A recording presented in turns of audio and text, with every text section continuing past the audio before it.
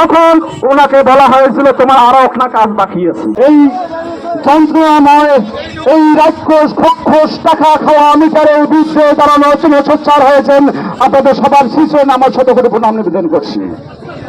আমাদের কোনো কথা হবে না, আমি আগে একটা ফেসবুকে দিয়েছি, মাইল হবে, শব্দ হবে না। যদি টাকা আমার বাবার টাকার আমরা মিটার চালাই না, আমাদের টাকার মিটার আমরা চালাই, উমর জ্বালা কিসের? আমি আগেই সবাইকে বলে দিয়েছি 72 ঘন্টার আলটিমেটাম।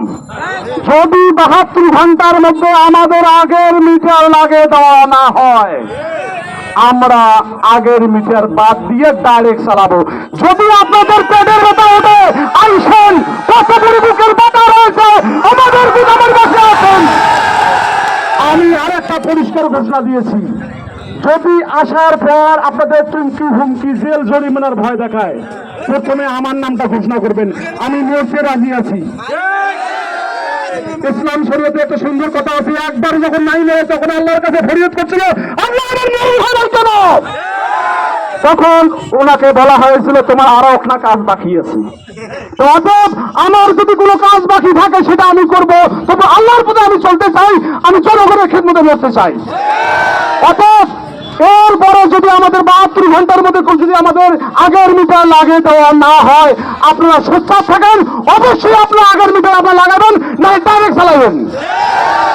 আর একটা বিষয়, যে সকল সুদীজন গুরুজন এবং পাওয়ারফুল ম্যান রয়েছেন, আপনাদের মাধ্যমে জানিয়ে চাই, আপনাদের আমি অনুরোধ করতে চাই, এই জনদুর্ভোগ বাচ্চাগুলো যে বাড়িতে পড়া পড়বে, কারেন্ট নাই, ছোট ছোট বাচ্চাগুলা এই কারণে যায় জেগে ওঠে, 15 মিনিট কারণ থাকে না। এইরকম চলতে থাকলে অবশ্যই বাচ্চারা মানসিক ভারসাম্য হারাবে। পার্শ্ববর্তী উপজেলা কালীগঞ্জে ঠিকই কারণ আছে, আমাদের সঙ্গে থাকলামই। আমরা পরিষ্কার জানিয়ে চাই, 72 ঘন্টা পর আমাদের ডাইরেক্ট মিটার লাগাবো, ঠ্যাং ভাঙবো, হবে না। এই সব ছাত্রী পাটপাড়ারি এই একবার পুরস্কার পাইছিল নাকি এই বাং করিয়ে, তত কোনো কথা নাই। 72 ঘন্টা পর আমি আবার আপনাদের জানান দেবো, আপনারা আসবেন, ফ্যানের টাকা আমি দেবো, আপনাদেরকে নিয়ে গিয়ে আর ঘেরাও করবো। সুদীজন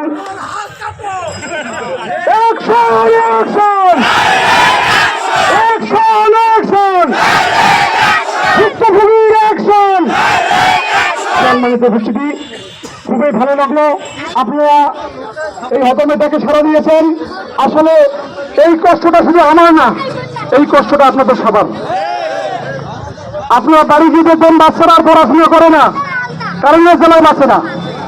যাক, আমি যে স্লোগানটা দিয়ে সারা বাড়ি একে আমার স্লোগানটা এখন চলছে, সেটা আমরা কি সবাই একটা ধরি, তোর গ্যারান্টি নেই, তোর গ্যারান্টি নেই,